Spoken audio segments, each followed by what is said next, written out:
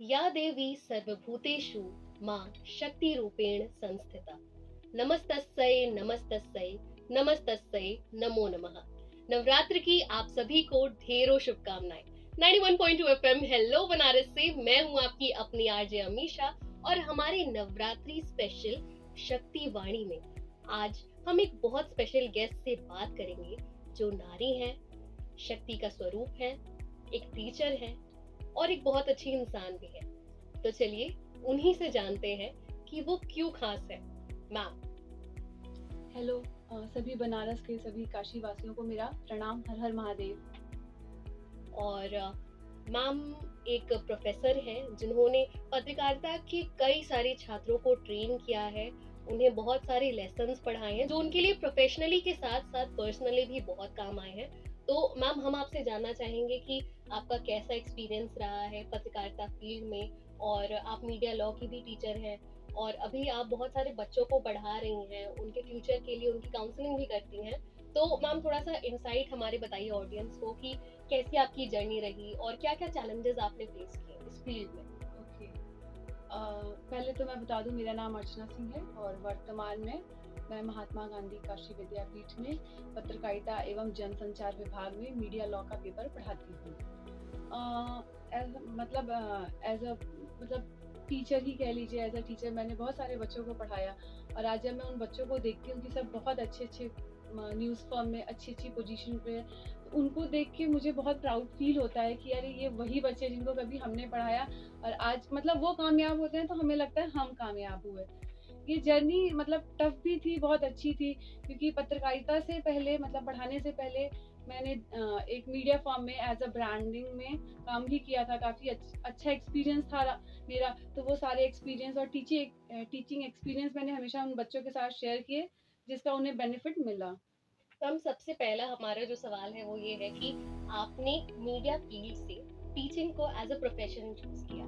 तो दो चीजें हैं कि एक तो आप प्रोफेशनली काम कर रहे थे, फिर आपने स्विच किया टीचिंग फील्ड में। तो ये जो स्विच था, ये जो जर्नी थी आपकी, उसमें आपको जो है इंटरेस्टिंग क्या चीज ज्यादा लगी? टीचिंग आपको इंटरेस्टिंग लगा ज्यादा या फिर एज अ ब्रांड मैनेजर काम करना? दोनों ही बहुत डिफरेंट चीज़ें थी। ब्रांडिंग में तो बस हमें इवेंट ऑर्गेनाइज करना होता था अपने फॉर्म को प्रमोट करने के लिए, और टीचिंग एक बहुत ही स्पेशल और एक बहुत ही अलग एक्सपीरियंस होता है जिसमें बच्चे होते हैं जो डिफरेंट डिफरेंट बैकग्राउंड से आए होते हैं, जो बिल्कुल जब आते हैं तो ज़ीरो ही रहते हैं, जिन्हें कुछ नहीं पता होता है कि अब आगे दुनिया में उन्हें क्या करना है। तो आपको सिर्फ उन्हें पढ़ाना नहीं होता, उन्हें गाइड करना होता है, उन्हें रास्ता भी दिखाना होता है, सही गलत के बीच का डिफरेंस भी बताना होता है। तो टीचिंग प्रोफेशन मुझे अच्छा लगा, वो भी अच्छा लगा था, ब्रांडिंग भी अच्छा लगा, बट टीचिंग प्रोफेशन मुझे ज़्यादा अच्छा लगा।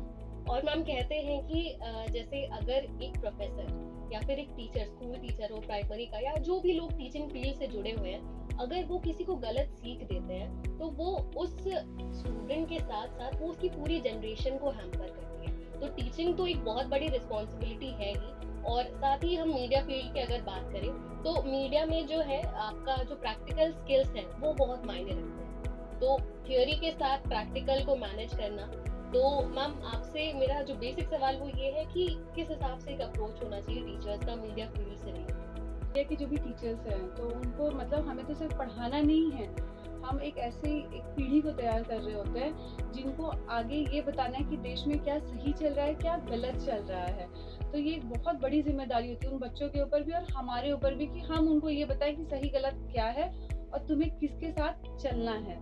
सिर्फ बिजनेस के पॉइंट ऑफ व्यू से नहीं सोचना होगा तुम्हें आगे चल के, क्योंकि ऐसे बहुत सारे सिचुएशन आएंगी जब तुम्हें अपनी कंपनी के बारे में, अपने फर्म के बारे में सोचना होगा, पर दूसरी ही तरफ वो जो भी इंसिडेंट्स होगा या न्यूज़ होगी वो सोसाइटी के लिए भी बहुत रिलेवेंट होगी। तो तुम्हें कैसे कैसे चीज़ों को फेस करके सही चीज़ को सामने लाना ही होगा। और मैम बात करें अगर आपके प्रोफेशन की, तो कितना चैलेंजिंग रहा आपके लिए? जैसे जब आपने शुरू किया होगा होगा तो ऑलमोस्ट मतलब 7-8 साल पहले की बात रही होगी जब आप पास आउट हुए होगे और आपने 13 साल, दैट्स अ बिग टाइम। तो मैम काफी समय पहले की बात है, और अभी भी जो लड़कियां हैं उनको compete करना पड़ता है कि नेक टू नेक कंपटीशन है। मतलब सारे स्टूडेंट्स में तो कंपटीशन है ही, लेकिन एक जो विजिबल कंपटीशन है लड़का और लड़की में किसी भी पोजीशन पे, वो भी है रेलेवेंट सोसाइटी में, जिसे हम नकार नहीं सकते। तो मैम क्या कॉम्पिटिटिव माहौल रहा था उस समय का, कि कैसा अप्रोच था जो कंपनी के रिक्रूटर्स थे या फिर जो आपके साथ के पीयर्स थे, कैसा एक उनका अप्रोच था कि वो मतलब मोटिवेट करते थे आपको या फिर सपोर्टिव थे? टचवुड अभी तक मुझे जो भी मिले, मेरे कोवर्कर्स या कलीग्स जिनको जो भी कुछ कहेंगे, वो सभी बहुत सपोर्टिव थे। इसीलिए मैं ये हमेशा कह सकती हूँ कि विद्यापीठ मेरे लिए एक दूसरे घर की तरह था। एक मेरा अपना घर जहाँ मैं रहती थी और दूसरा जहाँ विद्यापीठ है। तो आज भी और अभी भी मुझे ऐसे जो भी मेरे मेंटर थे, गाइड थे, डायरेक्टर, ये सभी मुझे इतने अच्छे मिले जिन्होंने सपोर्ट किया। क्योंकि बीइंग अ लेडी आप सिर्फ को विद्यापीठ आके पढ़ाना नहीं है, आपके पास फैमिली है जिसको आपको उसको भी देखना है। तो वो इस चीज़ को समझते थे, तो उन्होंने टाइम को उस हिसाब से एडजस्ट किया कि जिस टाइम पे मैं इजीली कॉलेज आ सकूं, वो टाइम मेरे लिए एडजस्ट करना, उसके हिसाब से बनाना, तो वो सारी चीज़ें थी।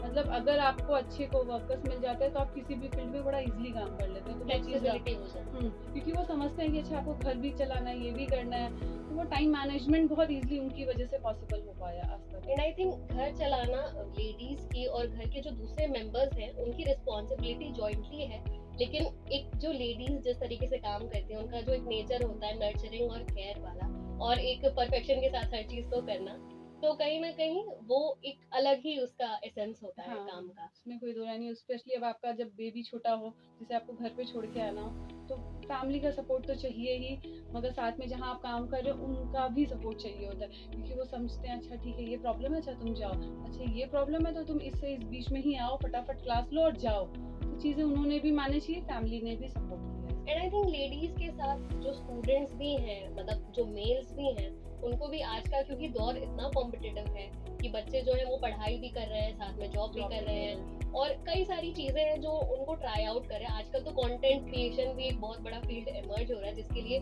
मल्टीटास्किंग तो लोग मैम कर ही रहे हैं। तो मैम ये तो बात हो गई कि लेडीज को किस हिसाब से मल्टीटास्किंग करनी पड़ती है और कितनी स्ट्रेंथ लगती है उनको अपने फील्ड में एक नाम बनाने के लिए, एक मुकाम हासिल करने के लिए। तो आपसे अगर मैं ये एक सवाल पूछूं मैम सिंपल सा, कि विमेन एम्पावरमेंट आपके हिसाब से क्या है, असली एम्पावरमेंट आपके हिसाब से क्या है, तो आपका जवाब क्या होगा? वही कि जो भी बैलेंस करके, अगर आप जॉब में हैं तो अगर जॉब और घर को अगर बैलेंस कर पा रहे प्रॉपर तरीके से, तो असली विमेन एम्पावरमेंट इसी में है। और घर चलाना तो सबसे टफ काम है। आई थिंक ये कहने में इजी लगता है, हम लोग अपनी मदर्स को या हमारी जो दूसरी बहनें हैं, हमारे भाइयां को कहते हैं कि जो वर्किंग लेडीज भी हैं उनमें भी एक डिफरेंस बन जाता है कि यार मैं तो कॉर्पोरेट में काम करती हूँ, आप तो घर चला रहे हो। तो ये जो डिफरेंस है लोग समझ नहीं पाते कि वो कितनी स्ट्रेंथ लगती है घर चलाने में। सबसे ज्यादा लगती है, इसमें कोई दो है। अगर आपकी फैमिली में ज़्यादा लोग हैं तो सबके हिसाब से चीज़ों को मैनेज करना बहुत टफ काम होता है। हाँ, मगर उसकी लगा फैमिली कोऑपरेटिव है, समझती है चीज़ों को, तो बहुत अच्छा है। जिसकी नहीं समझती तो उन्हें थोड़ा बहुत प्रॉब्लम आता है, मगर मुझे लगता है लड़कियाँ इतनी समझदार होती हैं कि वो हर चीज़ कर ले जाती है बहुत ईजिली, अगर उन्हें अच्छा सपोर्ट मिले तो।